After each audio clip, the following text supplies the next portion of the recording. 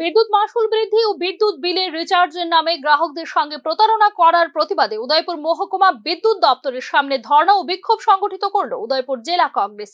জেলা কংগ্রেসের ডাকে শুক্রবার বিক্ষোভ কর্মসূচিতে অংশগ্রহণ করেন উদয়পুরের জেলা সভাপতি সহ অন্যান্যরা।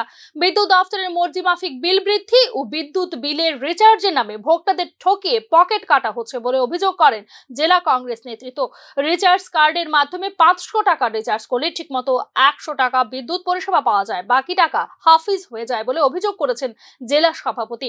বিদ্যুৎ দপ্তরের রিচার্জ কার্ডের নামে যে সব গ্রাহকদের সঙ্গে প্রতারণা করা হয়েছে সেই গ্রাহকদের যথাযথ বিদ্যুৎ পরিষেবা দেওয়ার জন্য রাজ্য সরকারের কাছে দাবি জানানো হয় বিক্ষোভ সমাবেশে।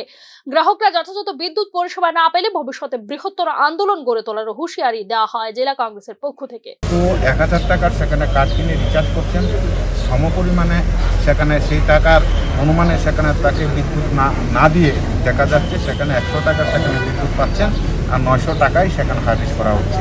এই সমস্ত ঘটনা নিয়ে সারা রাজ্যের যারা বিদ্যুৎ ভোক্তা রয়েছে তাদের মধ্যে একটা চরম আতঙ্ক এবং হতাশা এবং ক্ষোভ সেখানে তৈরি হচ্ছে। সেই কারণে আজকে উদয়পুর জেলা কংগ্রেসের তরফ থেকে আমরা এই মহকুমার বিদ্যুৎ দপ্তরের সামনে আমরা এসেছি। আমরা আজকে এখানে কোনো প্রতিনিধিমূলক ডেপুটেশনের কোনো ব্যাপার নেই, আমরা প্রতীকী সেখানে আমরা প্রতিবাদ করছি, ধর্ণা দিচ্ছি।